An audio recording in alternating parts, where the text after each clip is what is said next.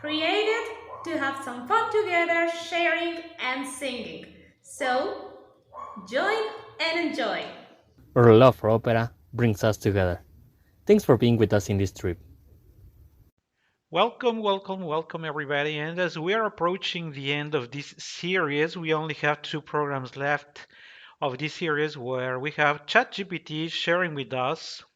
I was reading recently, very recently, that they are starting to call ChatGPT the great plagiarist of the last century, and that may be right because, as I have shared with you in the past, this IA is really not creating but replicating or reading, extracting uh, from information that it has had available. So that is something that I read recently. I think it matches my own point of view, but we are not here to talk about the engineering behind ChatGPT. We are going to talk about a given composer, one another of the very greatest composers that music has provided to us in the past century. And this is the time to talk about another of our dearest composers who, as in the case of Mozart, was not only able to compose a good number of great operas, but also a great number of orchestral and piano compositions.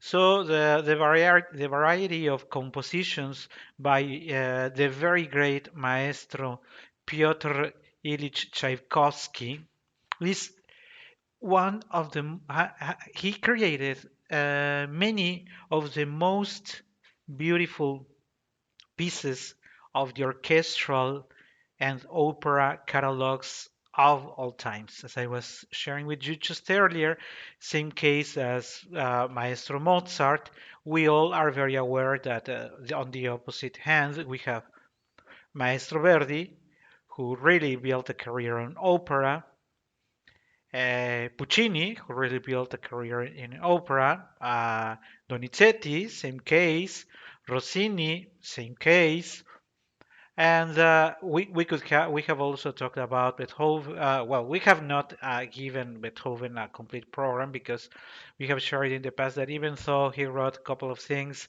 truth is that the world is opera is just the same without Beethoven's opera creations. To be sincere, not the same for the piano, his sonatas and his orchestral constructions.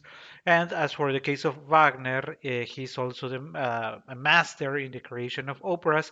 But there are very few cases where we have a composer that excels in orchestral or piano compositions as well as in opera. And this is the case for the very great maestro Piotr Ilyich Tchaikovsky. Um, there are several things that I would like to share with you that I have in my mind. So why don't we get started? You know that the very first thing that I like to ask ChatGPT is on the 500 words that can summarize Tchaikovsky, and ChatGPT tells us that it is a Russian composer, year 1840. If you think of those dates, 1840, he's somehow, of course, with differences of years, but he's contemporary to composers such as Verdi, Bizet, Gounod, Saint-Saëns, to name a few. Uh, of course, this is almost when Tchaikovsky reaches his top. Maestro Verdi is just about to finish his, but somehow they are contemporary. By contemporary, mean that the two of them were alive and they're at a similar time lapse. That's what I mean by that. Okay, so taking that into account, we need to also mention that not only was he Russian, born in the 1840s, but that he, as in several other cases that we have had in this series, we are talking about a person who, at a very early age, was identified with music, who had this eagerness for studying music, and that's why he studied at the St. Petersburg Conservatory There is a topic that is mentioned here that I will leave it for deeper discussion a little later because the summary by ChatGPT talks about the homosexuality of Tchaikovsky. So we will mention it a little ahead. Why does it even matter to talk about it? And his first success came in 1874. He was age 34. If you think of age 34, you may identify that was very close to what Maestro Bizet achieved himself. By that time, Donizetti had already composed a good number of his operas, and by that age, Maestro Rossini had already had the great successes of his life. So some 34 years for Maestro Tchaikovsky to reach some recognition. And before I forget, because it is not very explicit here, even though he's Russian, in fact, it is important to mention because ChatGPT does not mention it, is that we are talking in the chapter of the history of Russia where the Tsars were the guys who ruled the country. You know, the Tsars are somehow like the kings in the rest of Europe, a monarch who has almost, if not all, the powers of the extension of land that they claim for them, that they are kings of. And of course, that means that there are aristocrats and all those things that many people like and enjoy to talk about. La Duchesse, barons, dukes, and all those roles that are similar to what we have learned from the monarchy in Europe, but that happens to be in Russia. Why do I mention it? Because many people think, and I will address it a little later also, as we will start talking about the catalog of operas of Maestro Tchaikovsky, people think since we have to accept we in the East in the Western countries.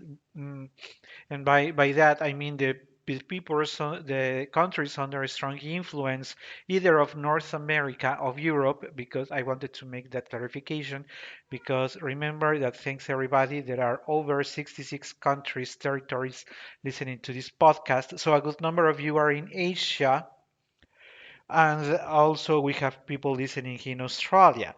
So you may exactly be wondering why is it that I make this clarification? Only because around 50% of our listeners are reside in countries where the history of Europe and North America are much more known.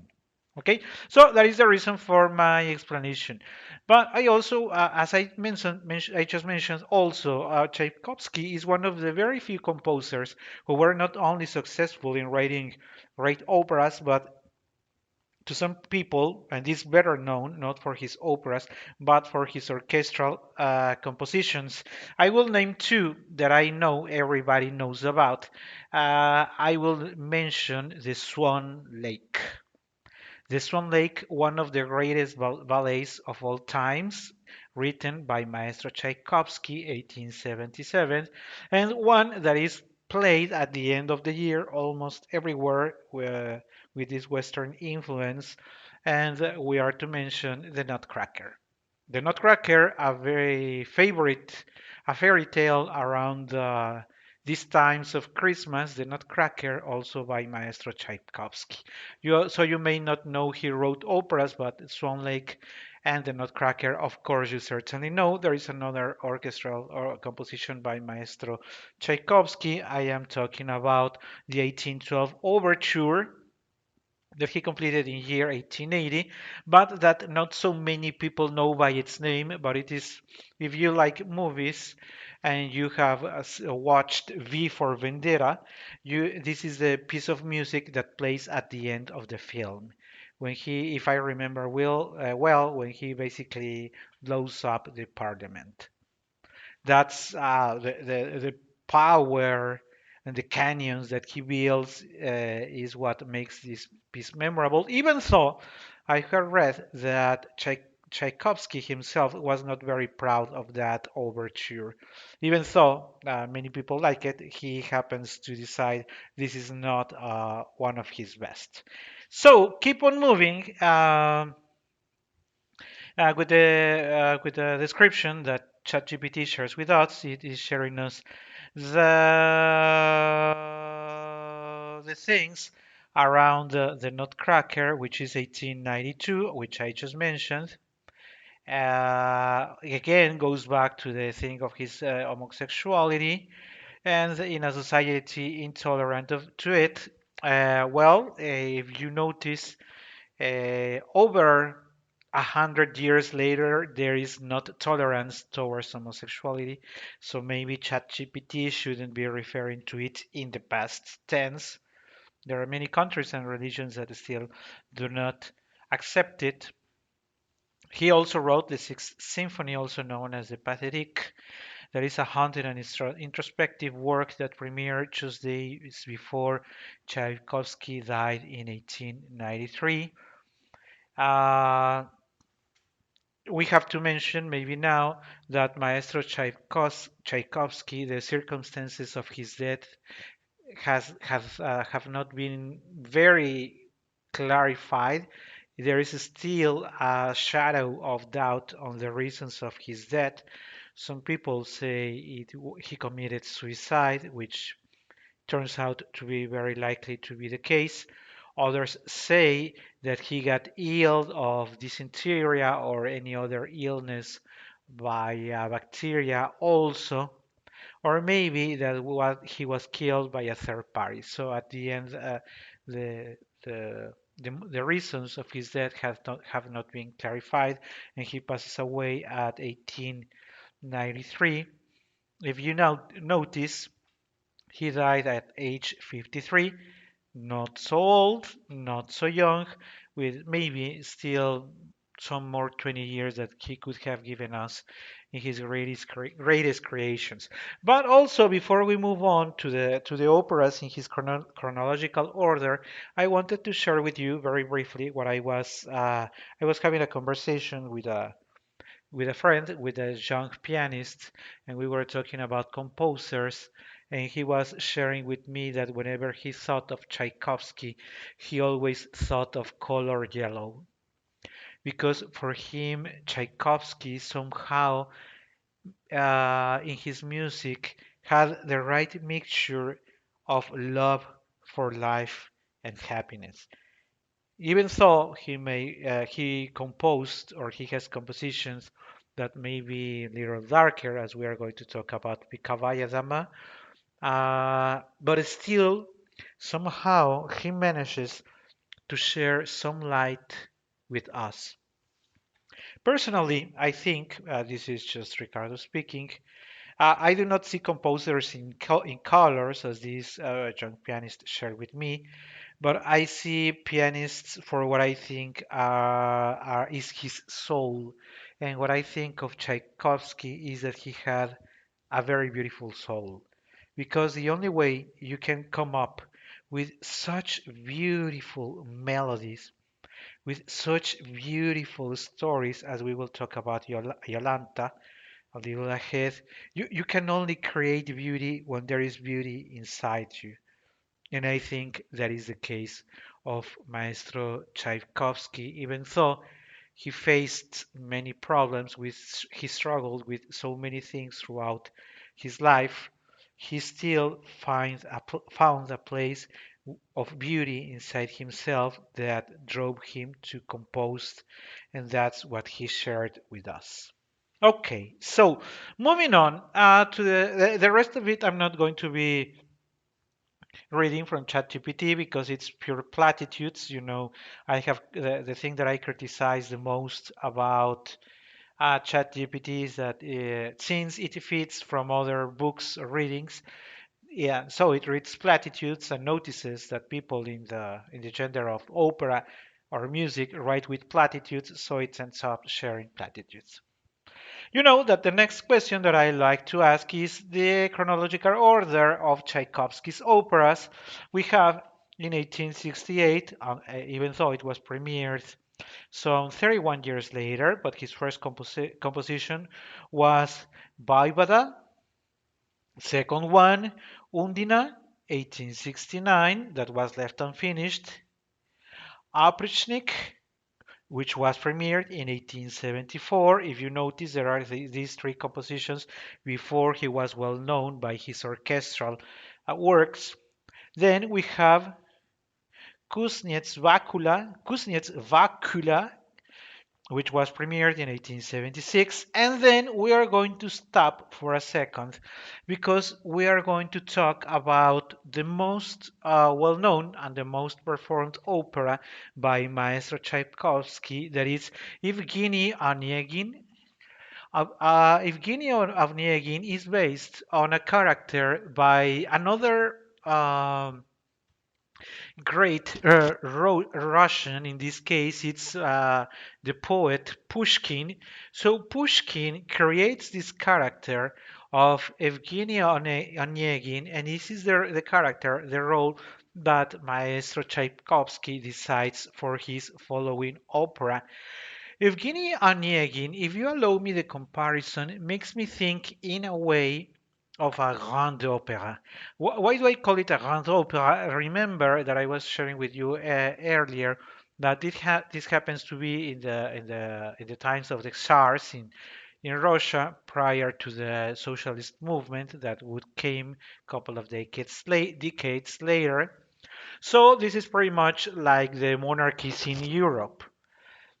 And this, the environment at least. So you will see people, or if you happen to be able to watch the performance on YouTube or any recording that you find available in your own country, you will notice that they dress very European. The only difference, at least from the very first sight, is that they sing in Russian. That would be the only difference because the rest of the environment and everything that happens on a stage does not seem to point at a very Russian lifestyle, but rather an European. And if you are familiar with the history of Russia, you are very well aware that monarchs before, more in particular, the one called Catalina la Grande, really worked hard to have Russia more European-like.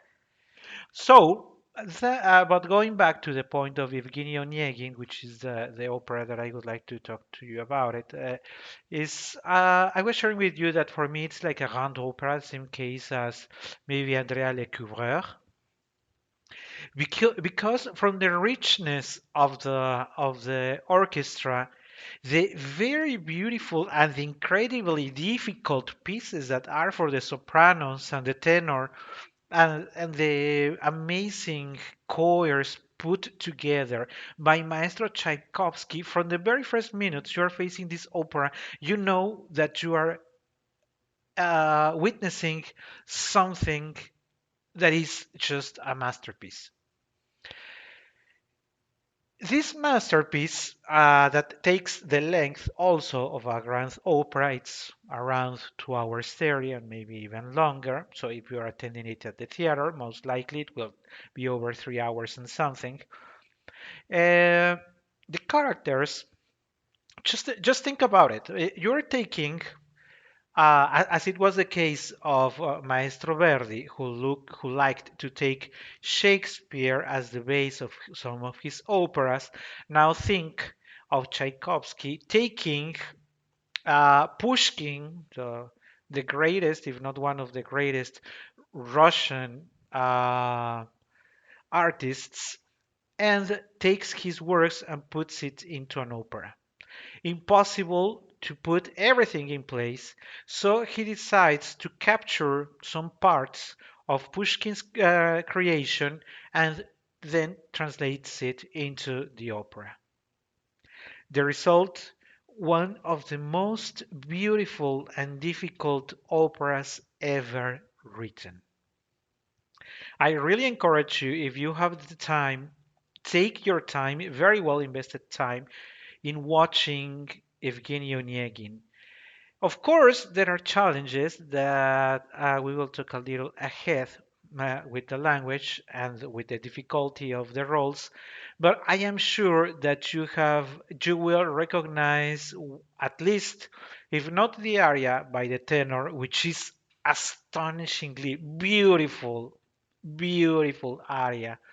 If not talking about the orchestral music and the very extensive, long scene basically at the beginning of the opera that really demands everything from the singer. That being the reason why not many singers want to engage in singing Tatiana's role, because Tatiana's letter scene is demanding. It really takes lots of stamina. And of course, an excellent interpreter. If you go for the final duet, of course, the final duet is wow. I don't want to say that we need less Puccini, because Puccini is wow, also one of the greatest composers of all times. But if you are having a night at the opera where the singers are having duets, why not adding this final duet in you Evgeny Onegin as part of the program? Part of the reasons that I think explain why not many of the very beautiful compositions by Maestro Tchaikovsky are not part of the routinary work of the tenors and sopranos, mezzos, baritones, and basses, I think has to do with the tessitura, but we are about to talk about it. Moving on, another very beautiful opera, Mazeppa, that was premiered in 1884, some 5 years after Evgeny Onegin. If you recall, we have paid attention to the lapse between the compositions of our maestros, because we like to understand, not to measure how fast they were able to create, not in terms of time, but in terms of how long does it take a composer to devise and perfect what he's bringing to us. For this case of Mazeppa, after Evgeny Onegin, we have 5 years have passed. 5 years that mean that Maestro Tchaikovsky has also matured. Sorry. We have as the next composition Charadieka, which premiered in 1887. It is known as the Enchantress in English, which sounds a little weird. And then it is now for us to reach the second opera at which I would like to stop for some minutes. And here again, we are facing an opera that we could also name a grande opera, not only because of the extension, but because of the way Maestro Tchaikovsky manages to create the characters and make them evolve throughout the complete opera in a complete way. We have two characters, one of them creates two of the most interesting characters of the opera ever, and we're talking about the very dark role of the obsessed Herman.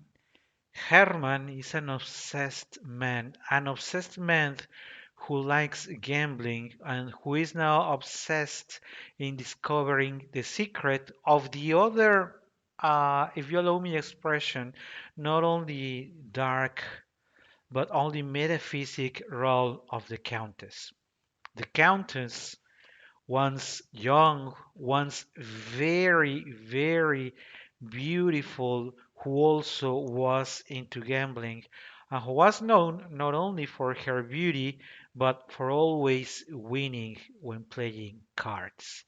But she has a secret, and that's where the name of the opera comes from. Picavalla Dama makes reference to that secret, the secret that Herman will do anything in his power to get the secret from the countess. Throughout the opera, we will listen for a couple of times the expression Tricarti, Tricarti, Tricarti.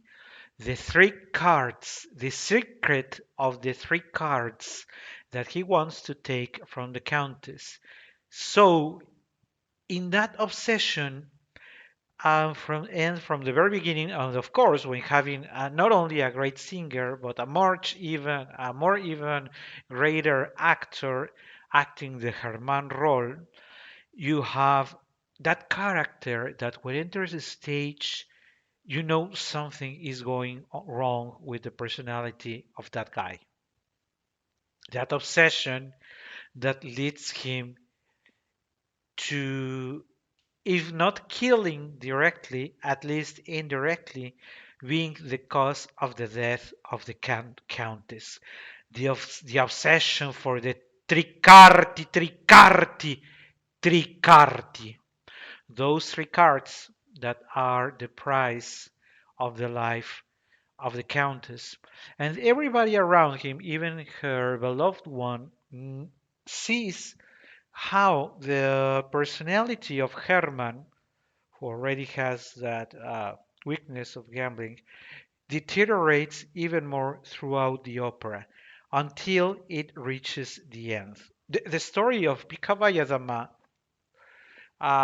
very interesting, very dark, somehow supernatural if you wish, but then again with extraordinary melodies. And that thing in the melodies, I would like to stop for a second because not so many people have noticed that there is a pastorale in the second act. Remember that we have mentioned that the Russia of those years was pretty much the Russia of the Tsars, and those that has a lot or relates or looks very much a lot like the monarchies in Europe. So there is the aristocracy, la bourgeoisie, attending a party in the castle of the countess, and you know that for amusement they have a group of artists to entertain them, and this will be the case of the pastorale that is going to be represented down there in the second act. This second act, and I would like to make a comment here because I think it is very important, at least for me.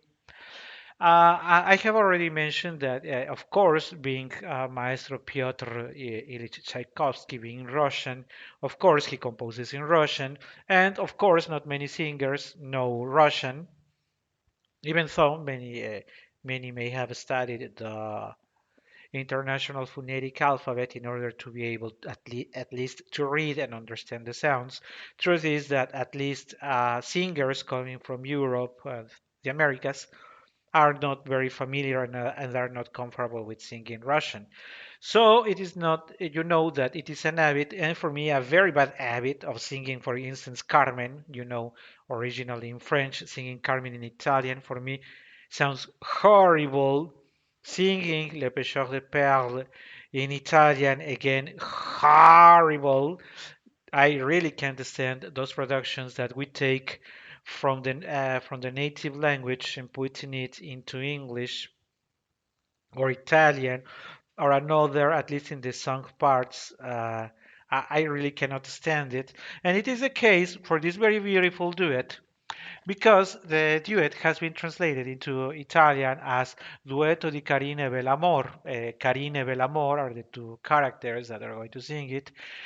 Truth is that neither of them have a similar name in Russian. Prilpi is the name of the first, and Milovzora is the name of the second character. Sorry for that lapse. And the reason why I want to talk with you about this very, very beautiful duet is because the very first time I saw it, it reminded me of Maestro Mozart. If you recall Mozart, Maestro Mozart, of which we have talked about, this immense geniosity of writing both perfection and beauty. And to many people, what Tchaikovsky does in this pastorale is that he's sending out a veiled message of the recognition and admiration towards Maestro Mozart. So Maestro Tchaikovsky admires Maestro Mozart and builds this beautiful pastorale that takes some whose words are the melody. Of course, I need to mention that it is sung between two female voices, a light soprano and a mezzo, which, by the way, good at me for me to suggest. The same way, I suggested that the last duet in Evgeny Onegin should be part of the duets in the concerts. This duet should be part of the duets between soprano and mezzo. Same case as in the duet of of Lacme. So me precious man. And you know the rest of the very beautiful melody.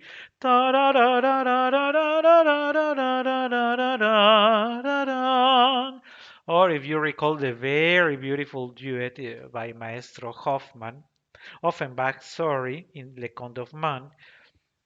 Le Belle Nuit, Nuit d'amour. Tan tan tan tan tan tan tan. Ta ra ra ra ra ra ra ra ra ra ra ra ra ra ra. Well, added to those very beautiful duets between two female voices, we need to add this Moi Milienki Druzhok, this pastorale that has also a very, very beautiful melody.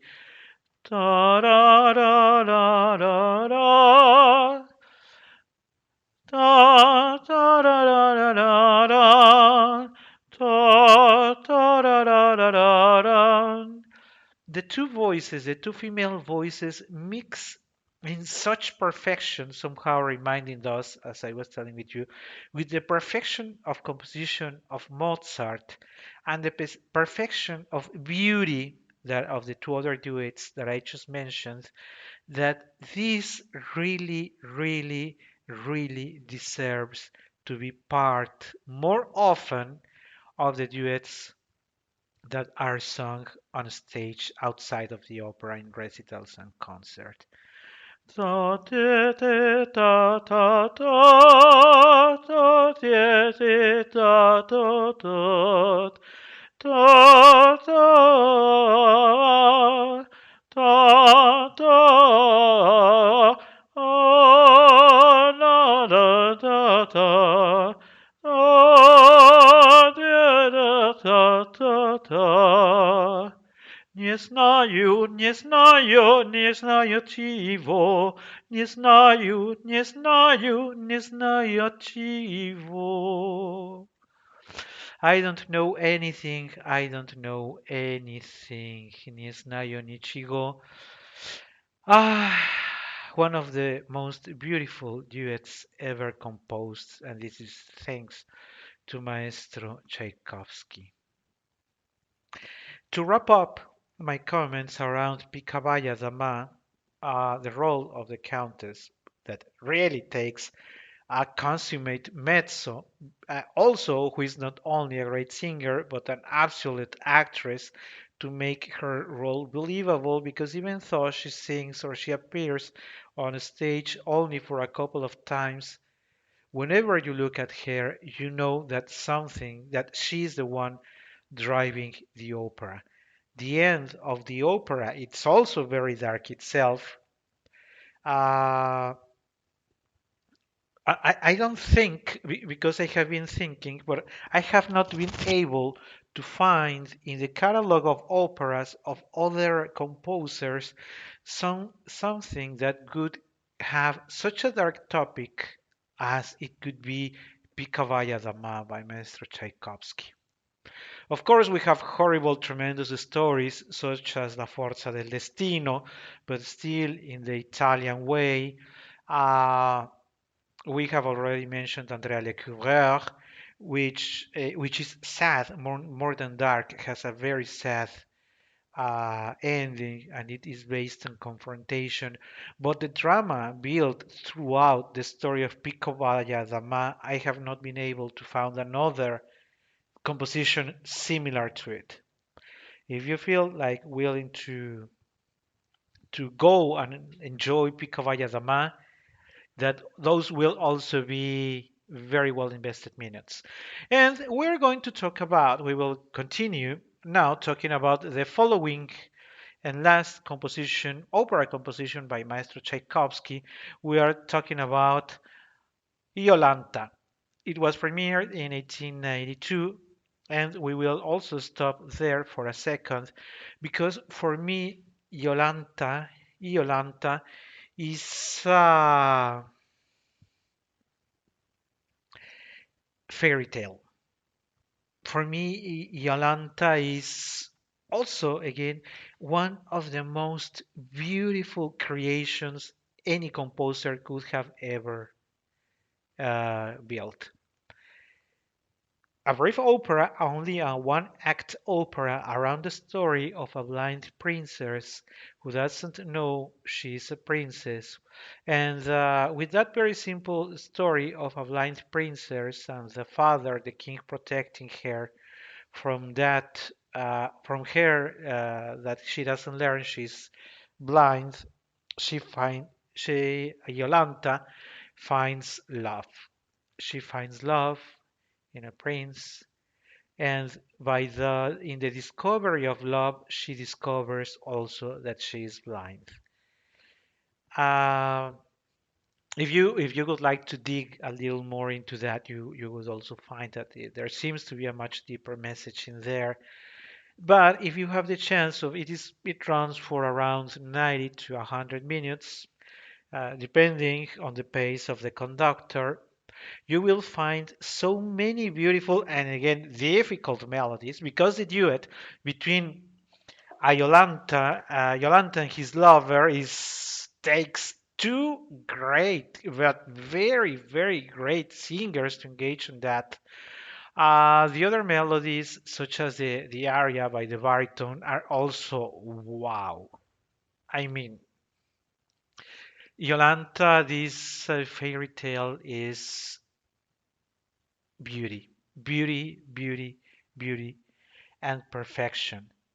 And this will leads us to the next topic because we have started with Yolanta, Picabaya Dama, and Evgeny Onegin. Because I have mentioned already that they are very difficult to sing, but we are going to refer to the question that I like to ask this ChatGPT, and I ask ChatGPT, why is it said, or why do we know that singing Tchaikovsky is very difficult?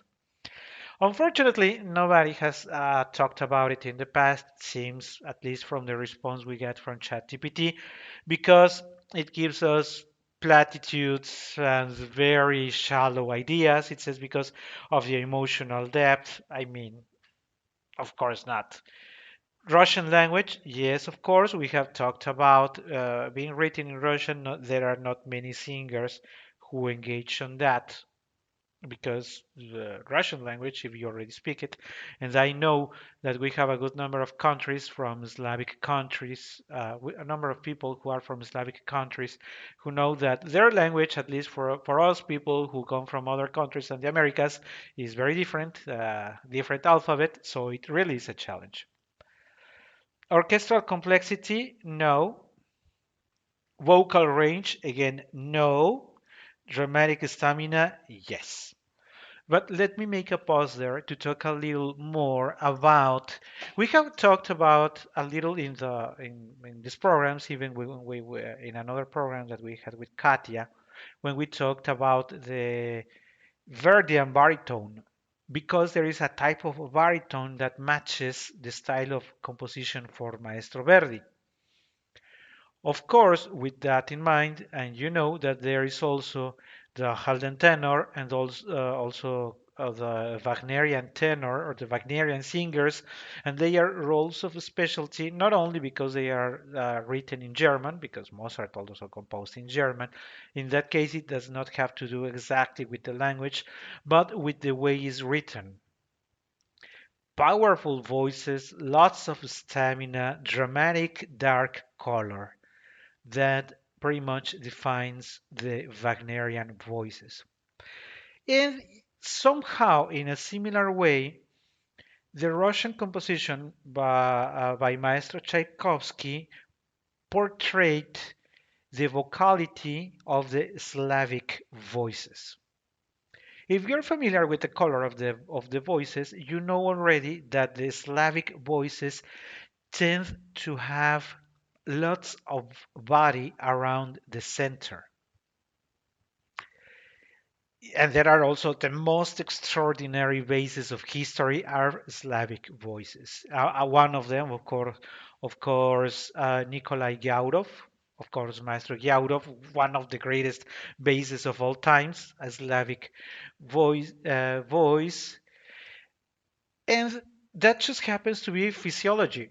The physiology of that region between Europe and Asia builds this type of strong powerful voices that have a very, very, very powerful center of the voice, with, of course, the most beautiful, as I just mentioned, the just most beautiful bass voices tend to come from that region. And that's why Maestro Tchaikovsky understands how Russians actually speak and can sing. If you listen to a recording of this opera by a Latin, European, or an American voice, you will always notice that not only emotion is missing because you really need to understand the culture, the the psychology of the character, which of course is embedded into the Russian culture.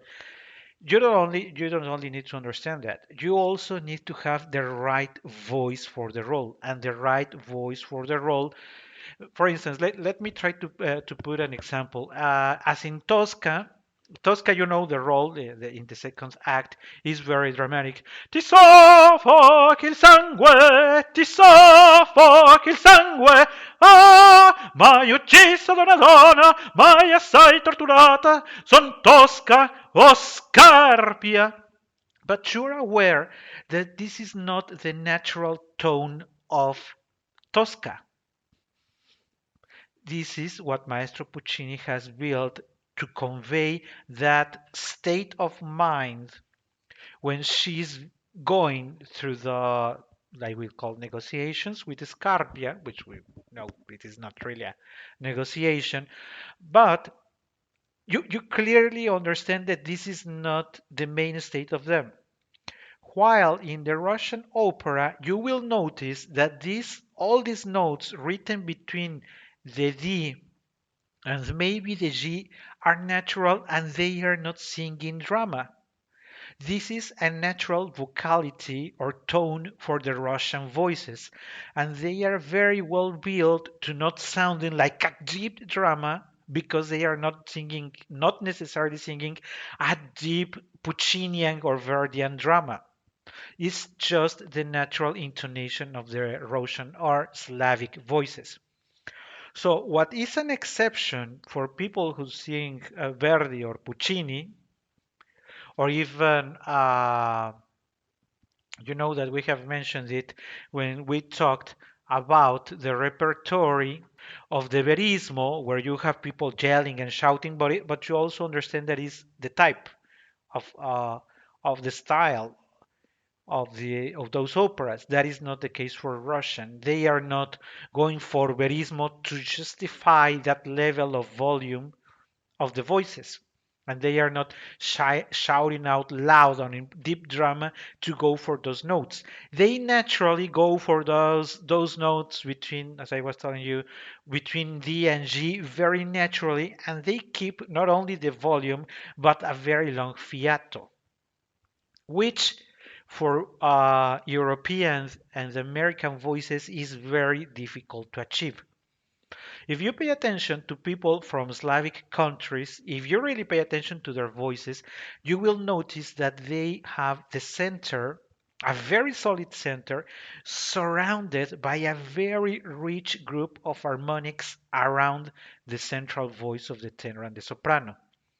And again, if you pay attention to spoken bass voices, you will notice immediately that they are biologically built different to the tones that we in other countries are able to produce.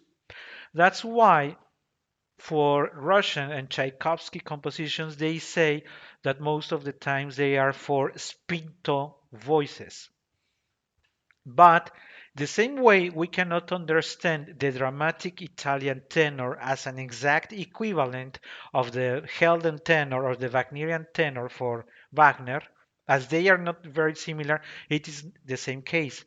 A spinto voice is of the Italian or European repertory is not the same as a spinto voice needed for Russian and Tchaikovsky's operas because they not only have this very rich and powerful center and upper center and great volume and great endurance, but there is something that usually Spinto voices do not have, and they have a bright color. Middle and the upper registers of the Slavic voices have a very bright color, opposite to the Wagnerian voices that are usually very dark. I wanted to make that comment because people say that there's been great singers, such people say that uh, the the Italian soprano Mirella Freni did well in the Russian repertory. Personally, I think she does not. Mirella Freni is an excellent, a great soprano, but for Italian repertory, her voice falls short in all the richness of the harmonics that a natural Slavic voice has. With that being said, I think that one of the challenges for the Russian opera is not only that it is sung in Russian, I have already mentioned that they are great creations. These three that I mentioned from Maestro Tchaikovsky are, I don't want to compare one to one, but of course, they really deserve a place besides the greatest operas of all times.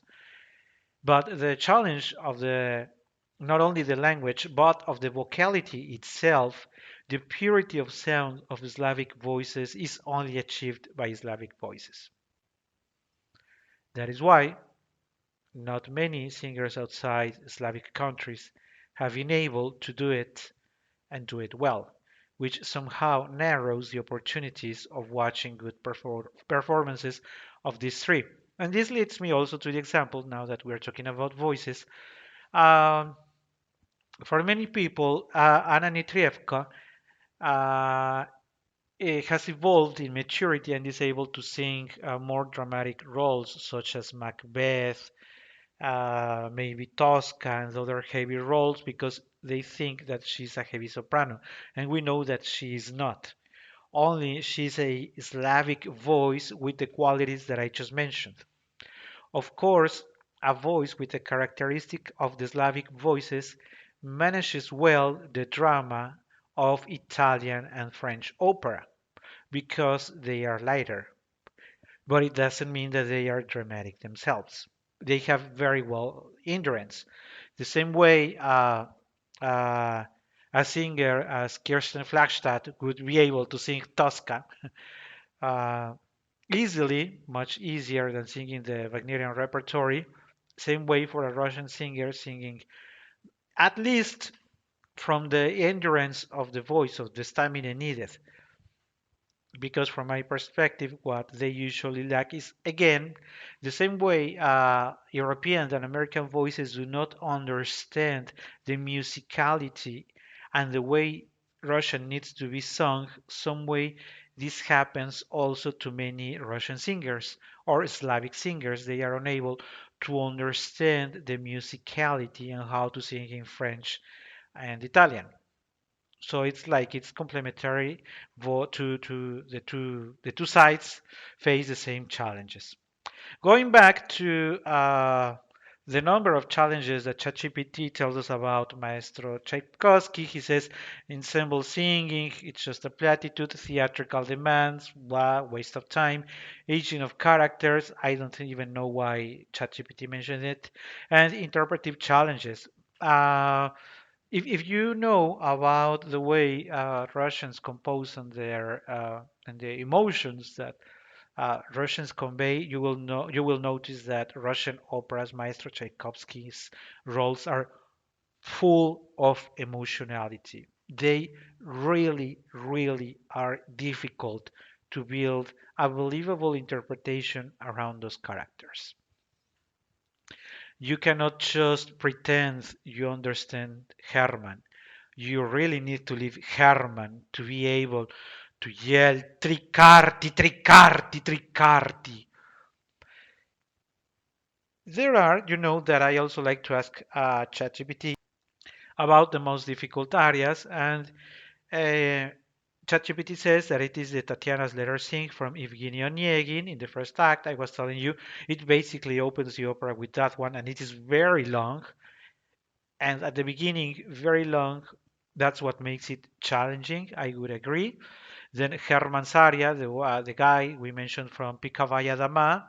The whole role of Herman is difficult. It's a very spinto, close to dramatic, but keep in mind, dramatic color from a Russian perspective, not from Italian perspective. Lenski's aria from Evgeny Onegin. Lenski's aria is very beautiful, very difficult technically, more than challenging in the tone. It mentions another one, Joan's aria from The Maid of Orleans, Lisa's aria going back to Picabaya Dama. In fact, all the roles in Picabaya Dama are difficult to sing, so not only Herman, the Countess, and Lisa, and Tatiana, all of them are very difficult to sing. Uh, Jeletsky's aria from Picabaya again we go back to Picabaya Yolanta's aria from Yolanta. The aria for the soprano reminded me of the poison aria in Romeo and Juliet by Maestro Gounod. Really reminded me of that because of the length and because of how it is built. Very beautiful creation. And yes, it's very difficult to sing. Bakula's aria, uh, again, the Countess aria from Picabaya Dama, and again, repetition. It commits an error here because it mentions again Lisa's aria in Picabaya Dama. Difficult because of the reasons that I have shared with you earlier. Evgeny Onegin, which we know is the most popular by Maestro Tchaikovsky. It is said that Tchaikovsky was somehow influenced by Maestro Verdi in terms of dramatic expression and emotional intensity. There is a note here that says that Tchaikovsky admired Verdi's skill in creating powerful, emotionally charged operas. That is true. If you allow me to do a comparison, uh, Tchaikovsky compositions is, if needed to be compared to an Italian European composer, it would much certainly be closer to Verdi's way of building up drama. Even though the great grand operas he builds are not similar in style and length to Maestros Verdi's, he says to have had influence by Wagner. Uh, I wouldn't be so sure about that one because Tchaikovsky really does not build anything seriously about what the Maestro Wagner called the leitmotif. Mikhail Glinka, if you are aware of the history of music in Russia, you know that Glinka is for many the most important Russian operatic composers. So Tchaikovsky must have admired Maestro Glinka. That is likely to have happened. Charles Gounod says that he's familiar with the composition of Charles Gounod. I would say yes, because if you listen to Yolanta's aria, as I was just mentioning, reminds us somehow to Juliet's poison aria in Romeo and Juliet. And finally, Wolfgang Amadeus Mozart. We mentioned the Pastorale earlier. Yes, I truly believe that Tchaikovsky was very aware of the style of composition of Maestro Mozart. And there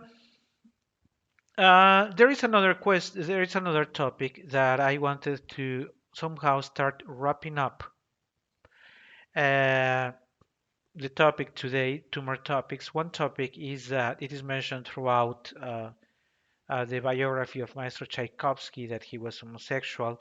And here I would like to understand that, of course, it faces challenges in your personal life, but I feel, in fact, it makes me mad that people think, oh, it's like saying, oh, Wagner heterosexual, Tchaikovsky homosexual. How does the sexual orientation makes it better or a worse composer in either of the two cases? It has absolutely nothing to do. I think that this is something very personal in the life of Maestro Tchaikovsky, and it doesn't make any better the 1812 overture or any worse the same overture only because of his sexual orientation. So I wish that people would be more serious when writing about composers instead of looking for reasons to build a soap opera around them. Of course, and as I was just saying, of course, many personal challenges would have had to face Maestro Tchaikovsky. But just to put that up in front when there are many beautiful things that we have to talk about Maestro Tchaikovsky, it's just not fair. And I wanted to wrap up today's program by talking about the very diverse uh, set of composition that Maestro Tchaikovsky brought to us. Taking only into account the three I shared with you, one based on one of the greatest poets, Maestro Pushkin, Evgeny Onegin, the very obscure supernatural story of Pikavaya Dama, and Yolanta, a very beautiful fairy tale. What does it take to have such a geniosity to be able to write so very different operas? One would never believe that the one who writes this very beautiful Yolanta is the same composer who writes the dark role of Herman in Pekavayadama. And how does this relate to the greatest, Evgeny Onegin? Maestro Tchaikovsky matured in his style very rapidly and has given us three of the greatest operas ever written. Thank you very much. If you would like to send us a message, please email us at operawillofsinging@gmail.com, operawillofsinging@gmail.com. We're posting more content in our profile in Coffee. You can find us there as Opera We Love Singing, all in one word.